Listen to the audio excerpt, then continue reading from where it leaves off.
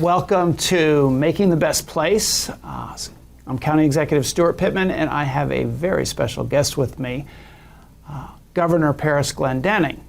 And the reason that I asked Governor to join us is that he was not only a county executive in Prince George's County, but he led the state of Maryland, and he figured out a way to think about land use and development that since then, I think everybody in the country has jumped on board. A lot. And so it's a pleasure to have you here. Thank you very much. I'm pleased to be here. Yeah. Congratulations to you, not only on the election of a couple of years ago, but the work you are doing on the general plan. It's very exciting and very important. Thank you. Thank you. It hasn't been 2 years yet. It's really only been a year and a few months, but since we've been in office. But I think everybody knows that in Anne Arundel County, part of the reason I was elected is they wanted change, always, but people were frustrated. They were frustrated with traffic, with overcrowded schools, and as was I. I'm a South County farm kid who looks around and we see growth, development everywhere, and we're wondering, who's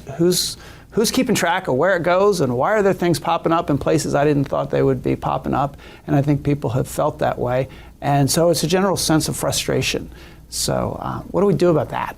Well, first of all, this may not surprise you, but there's frustration of this type all over the country. And I, in terms of working with a nonprofit environmental group called Smart Growth America, have been working with different jurisdictions, many of them somewhat similar to Anne Arundel County. And the same problems are there. The basic difficulty is... And because you live in the county, right? I live in the county. You live in and out, okay. I've lived here now since 1994, if you count the 8 years in government. In the government. Right. But in any case, my wife and my daughter, who's now 17, lived here and enjoyed it greatly. Yeah. But the challenge, first of all, is the frustration that's out there in part comes from not clearly knowing what it is we're trying to do or where we're trying to go, what our community should look like. I'm reminded regularly of the quote by Lewis Carroll that if you don't know where you're going, how will you know when you get there? I remember you saying that, yep. To some extent, that's what we're looking at right now. It's not only a frustration from too much traffic, too much disruption, this farm has disappeared and so on, but it's a frustration that comes out of not knowing what it is that we collectively are trying to do as a community. I will also tell you, and this again probably will not surprise you, but Americans generally, and people in Anne Arundel County generally as well, know land use, and they know what they like, and they know what they don't like. Yeah. And most will tell you they absolutely are opposed to sprawl. They hate it. And they are absolutely opposed to density. Right. They hate it, and they will fight both of them vigorously. Yeah, and I have to say that when I was campaigning, we did 16 community meetings in the 16 small areas that were supposed to have plans, that did have plans, not that they were implemented. And we heard the same thing. There were some communities where people wanted some redevelopment along the 198 corridor, where they feel like they want some places to eat and better restaurants and commercial things. And there were a lot of places, though, that said they wanted to feel more like a community, that they came here from some other state, and it was difficult to get to know their neighbors, and there wasn't really a town center or a place where people gathered, and that was something that they missed. So then I thought, well, that takes development. Yes. Well, as I tell people, though, you really can't be against both. Right. Because if you don't have density, you're going to have sprawl. And if you have sprawl, you have all the terrible problems no matter what. Right. And so the key becomes to figure out how to accommodate a certain level of density, of infill, of reuse, and still keep the very character of the neighborhood, even enhance the character of the neighborhood relative to the expectations of that community. It can be done. It's done all across the country. Right here in Maryland, in my former home county, many people are familiar with US 1 from the Beltway on into the District of Columbia. Right. That used to be a series of used car lots and fast I remember. foods Yeah. and no sense of identity at all. Yeah. Beginning all the way back when I was county executive, they pulled together a corridor plan. And the 6 municipalities are there. The question was, what do we want, not just the communities, but this corridor to look like? And I will tell you, for people who have not been there for a while, if you go down today and you got off of the Beltway and rode into the District of Columbia, you would be stunned at what you see there now. Yeah. Almost no, and there might even be none, used car lots or fast foods or things of this type.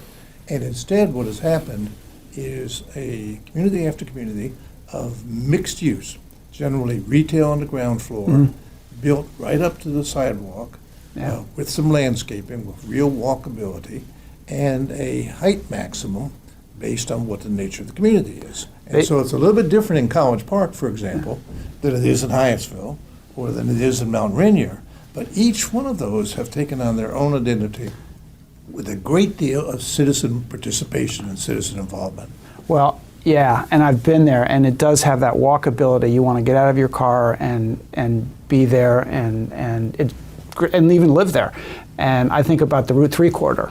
Yes. You may have been there recently, Crofton and north of Crofton, and it was first more like a highway, a way to move a lot of cars, and they said, okay, this is an area where we want development to happen, and it has, but it's been all focused on cars and parking lots, and people are angry about it. The traffic is terrible. There are accidents all over the place because it's both a throughway for cars, like it's supposed to be both a highway and a commercial district, and it just doesn't work.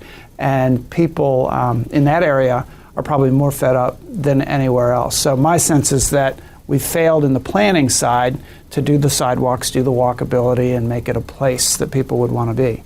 There's no question about that, and I've seen it work in different places. I've seen it not work. And part of it, I mean, just one minor thing. I don't know for the life of me why the planners decided that all of the buildings there would have huge asphalt parking lots in the front of them. Yeah. I mean, what is less inviting for a walkable community than to walk between a highway on one side and massive parking lots on the other side? Yeah. Yeah. And it would have been the easiest thing in the world, planning-wise, just to flip it a bit so that the building, and I wouldn't recommend it, but it could be the exact same buildings there now, would have been built up toward the sidewalk and encourage people to walk along and stop in at Starbucks or whatever it might be and have a real sense of community. Yeah. The other portion of it is more and more of our communities really have to be mixed use. What we need is, for example, when you have all those one-level strip shopping center or power centers or whatever, why in the world do we not have 2 or 3 stories of either office or apartment or condo on the top of that, all across America? Think how much open space we would have if we had a little bit more density in some of these areas and mixed our commercial and our residential, and then people didn't have to get in a car to get from one to the other. I always tell people, what a crazy society we created. You know, until about 70 years ago, the most common method of people interacting with their work, their school, their faith was walking. And you had walkable communities.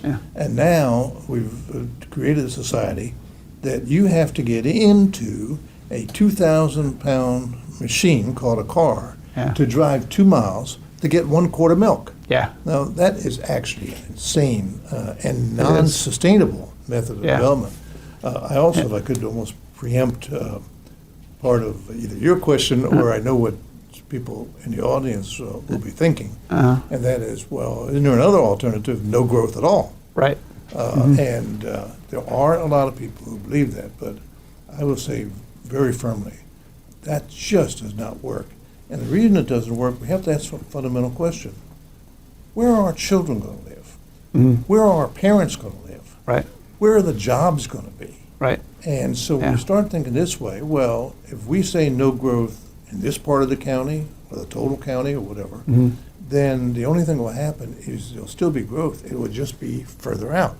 Then people have to get in their cars and drive further just to get where they want to be. I mean, look at the number of people that come from the Upper Eastern Shore to Anne Arundel County because jobs are over here. And Yeah. they spend all of that time in the car, all of those emissions going into our air for both our personal health and our climate change. And so we have to recognize growth is going to occur. It's going to be here, sound, and consistent with human values, or it's going to be out there, or it's going to be way out there. So we have this thing called Planning and Zoning Department. Every county does.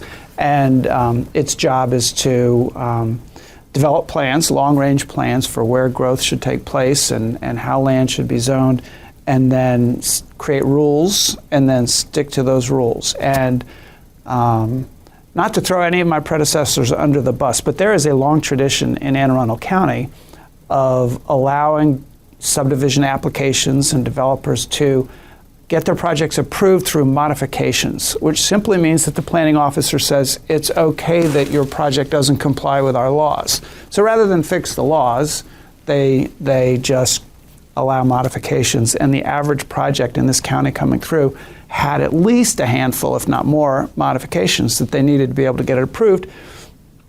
And the developers figured out that the best way to ensure that they got the modifications was to have a very good relationship with all the elected officials, including the county executive, whose job it was to hire and fire and oversee the planning officer. We've tried to change that.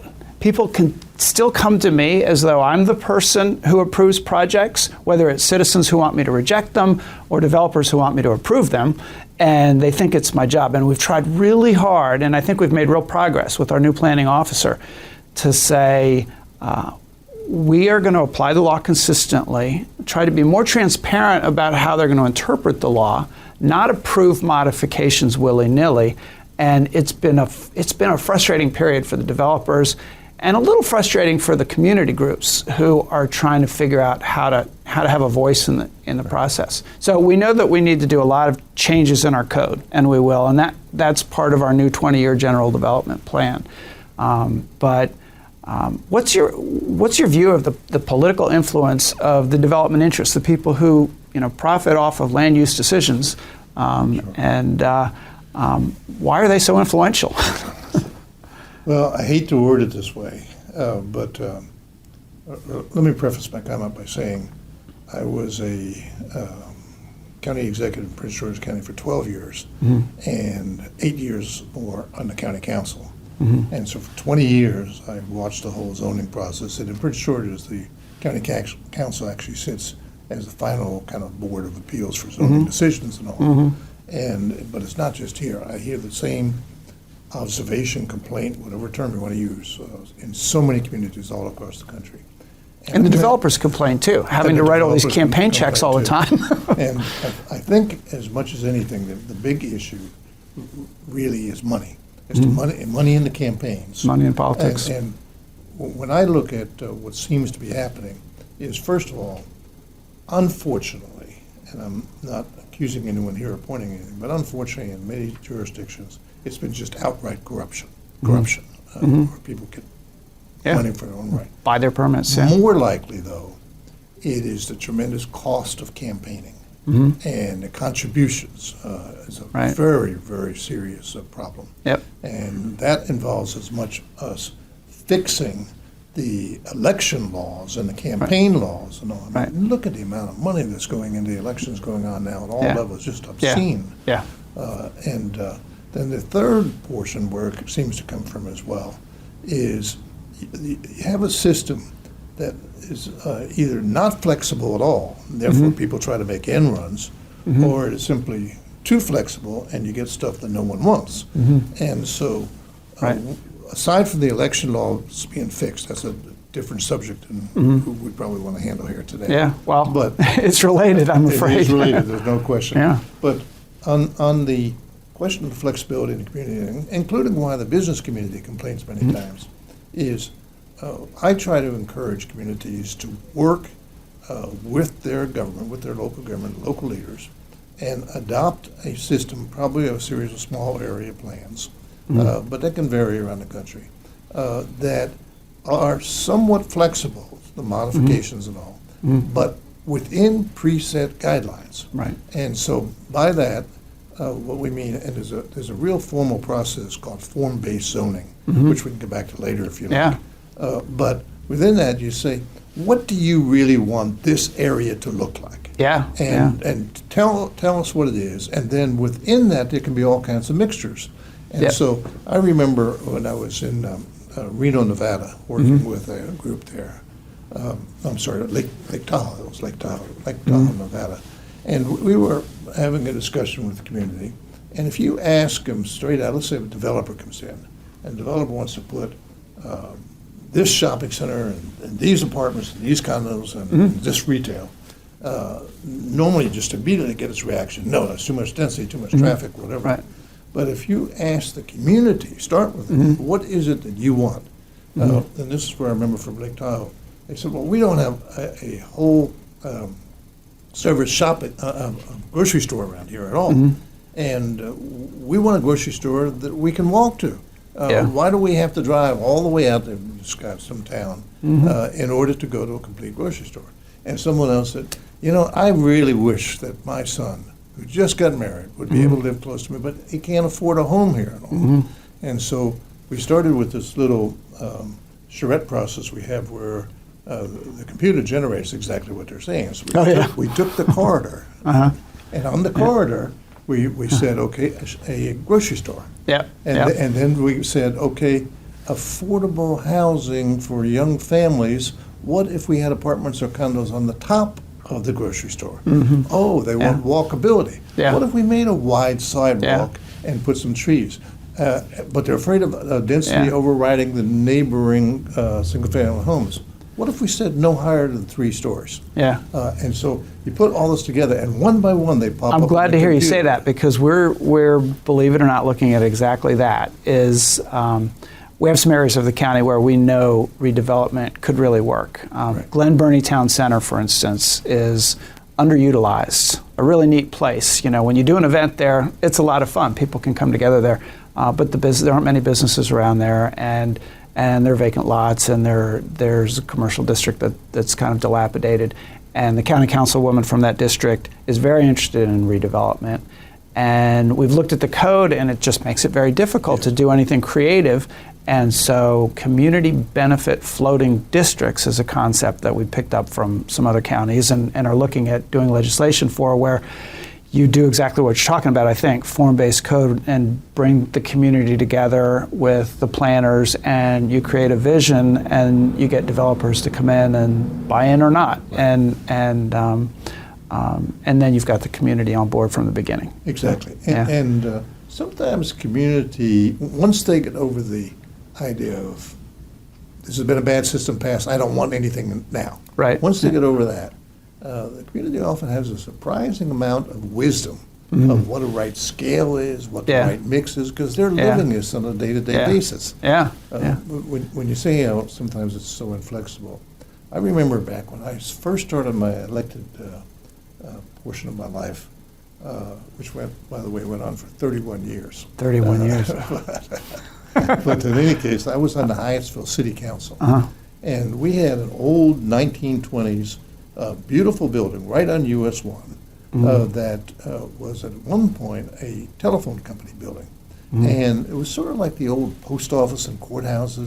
The utilities used to have these grand buildings, and this is what this was, except that it had long outlived its usefulness on that purpose. And so I went to a couple of local developers, and I said, how about if you guys came in and totally redid this building and maybe made it apartments, because Hyattsville really needed the apartments there. And the new transit station was opening over in Riverdale and so on. And finally one of them, who was a friend of mine, said, listen, it is easier for us to go out and build a whole new subdivision or an office park or a shopping center in a farm out there than it is for us to reuse this building and infill. And I said, well, why? I was very naive back then. And I said, why? And they said, nothing in there is consistent with code today. First of all, they'll deny it because it was old-fashioned, it was built up, and the street was wide, and it was right on the sidewalk. And on that portion of US 1, up until that time, there was a setback requirement. Now, I'm not sure what kind of thinking said at some point, all buildings ought to be set back from the road. Right. And so then what do? You set the building back, you put the parking in front. Right. And so it's just, didn't have a setback. Well, that was wonderful. Right. And then they said, the code says you've got to have parking for the building. Yep. And there's no room for a parking lot, and we're not going to tear the building down and rebuild it, and so we can't have the parking. It's directly across the street from the municipal parking lot that really wanted this project to go. Yeah, and it's 2 blocks away from a transit station. Yeah, so and just so they inflexible. Didn't need a parking requirement. Yeah. And when we talked to the civic associations in Hyattsville, they understood that. They got that right away. They knew what we were talking about. Yeah. Yet the code was so rigid that it didn't work. So I think we need that flexibility, clearly based on a certain design. And each design for each community can be very, very different. Again, as I say, if you go down. Well, we're lucky. We have a good county council now, and I think they all see the problem, and we're all going to work on that. There's one area that I have to mention to you, though, that is, to me, the poster child for redevelopment and transit-oriented development. This idea that getting people out of cars. So we have the light rail that comes in from Baltimore down to the Cromwell station. That's the end of the line. And we have a commercial district right along there that I feel sorry for the company that purchased it, but it's not doing well. I mean, there's a very high vacancy rate, and we've got some warehouses around there. But we also have the light rail, we have the B&A trail, almost goes there, and it was supposed to be a B&A boulevard down to the Glen Burnie Town Center. We got a senior center, we've got parks, we've got everything that would make it a mixed-use place where young people who don't have cars would want to live, but it's a depressed area of the county. That just it's kind of no investment in a long time, and so we have to figure out how to attract the investment and get the community together to make the plan. And I'm really excited about it. And everybody says I'm the anti-development person, that I'm going to stop all the growth and development in the county. But I look at that and my mouth waters. Like the beautiful stuff that could be built there. And the people who would live there would, and affordable stuff, I hope, because that's another huge problem that we have is affordability.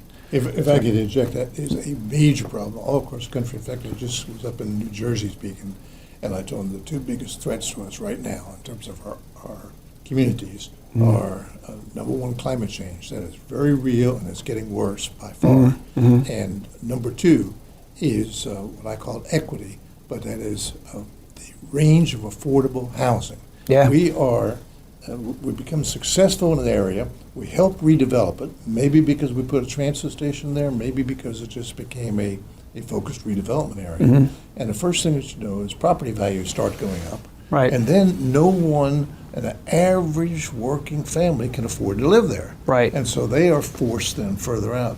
And there has to be, in all of this redevelopment, a very clear attention, focused attention on, we are going to use the tremendous assets, for example, the communities you just mentioned, but we're going to make sure there's a range of housing opportunities. And there are many different tools to do that, but there has to be the political will to say to the developers and all, that this must be done this way.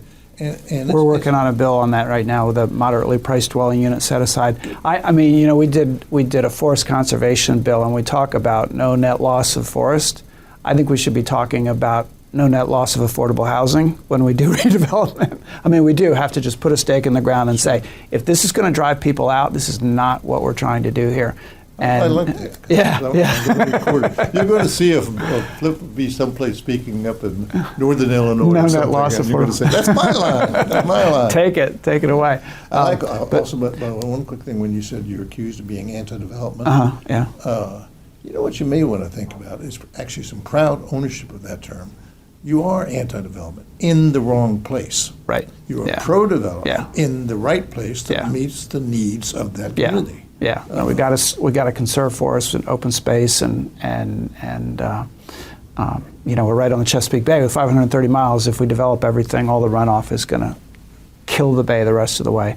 But on this whole affordability thing, I know we're going on, but I knew this was going to go on a long time because I love talking to you. But we kind of blame it on housing, and housing costs have gone up astronomical. Triple what incomes have gone up. and working people are getting the brunt. But it's the whole formula of what our economy has done, where yes, GDP has increased and the stock market has grown and grown and grown and grown, and everybody says that's a great success, but what it costs to live, not just in our county but everywhere, when you add up not just the cost of housing but the cost of childcare and the cost of health insurance and the basic things that people need to be able to live, and compared to where we were, in the 50s, 60s, 70s, and even up into the 80s, it's really tough on families. There's no question about that. There is a lot of, not just anger, but angst, fear, really concern by average families, average people, that's been growing greatly. That is why I'm convinced, both in national politics and often on state local, the extremes of the left and the right are gaining traction. And this is not good for our country. And what is happening is some people are stepping up and deliberately taking that angst, that fear, and turning it into political force that pits people against people. Right. And I think what we've got to do is to say, okay, what really is the problem and how do we handle it? Yeah. And it starts with, yes, you can look at the employment rate, but the wages are not sufficient for an average family to work. You cannot live any real quality of life on a $40,000 job. And I know for most people that the initial reaction is, well, that's not right. But it is when you start thinking about all the costs. The second big one, and one you didn't mention, but it's increasingly important, is the cost of education for the children for going to college. I believe personally that we ought to be providing a free community college for every Maryland resident, and then make that, if you're going to a 4-year college, that counts for your first 2 years, and therefore you cut the cost even of 4 years in half.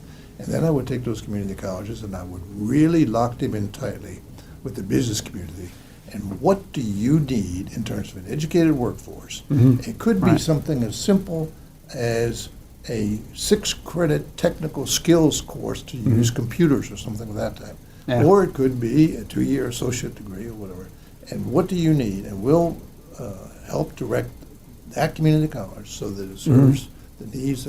Because if Anne Arundel County is not part of the knowledge-based economy in the future, it's going to collapse. That's where the jobs to support families are. And that costs money. Community colleges cost money. The governor's budget just slashed community colleges once again.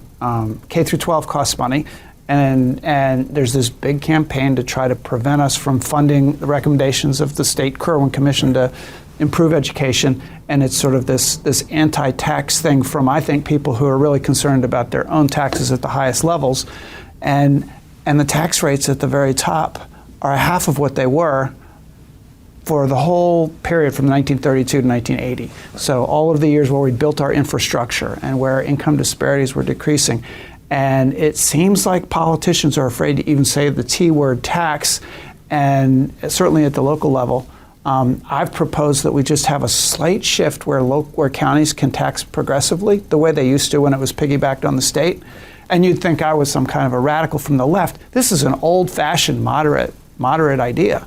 And getting back to the way we used to be, when we were actually talking about providing health care after World War II for all Americans and then ran away from it. So I think a lot of the things that we talk about do cost money, but we have to be brave enough politically to say, you got to have revenue if you're going to pay for stuff. And the people, we know where the money is. It sort of seems to have gone to the very, very, very, very top. That's right. But you're absolutely right. I also tell people that if the most important thing in the world is the lowest tax possible, then let's look at the states, for example, with the lowest tax rate, Mississippi and Alabama. Mississippi and Alabama have the lowest education level, they have the lowest family income level, and they have the worst overall health record in the country. But they got lower taxes. Now, you got to be reasonable. People want their money not wasted. I found, and I did raise a number of taxes, starting with a big increase in the tobacco tax.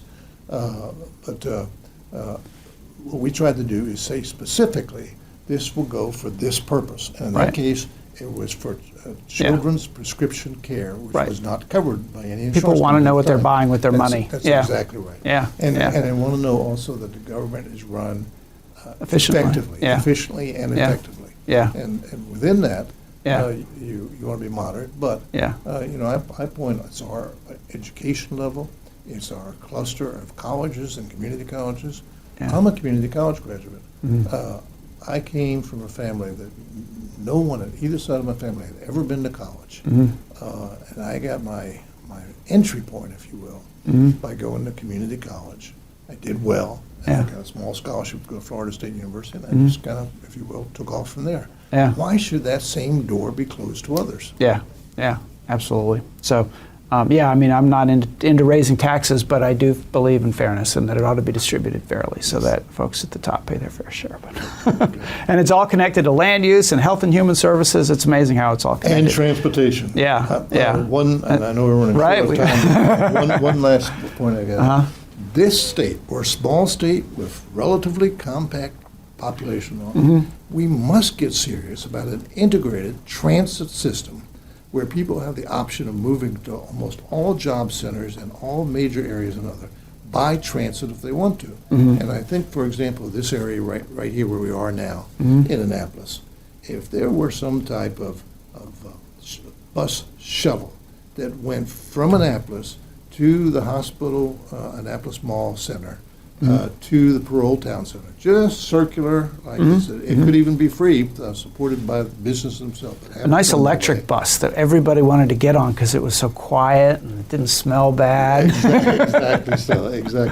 And Yeah. then you mentioned the light rail. That shouldn't be stopping Yeah. in not just Glen Burnie or Cromwell or wherever. It should actually come down Yeah. to connect this area. And quite candidly, it was stopped years ago because of race concerns.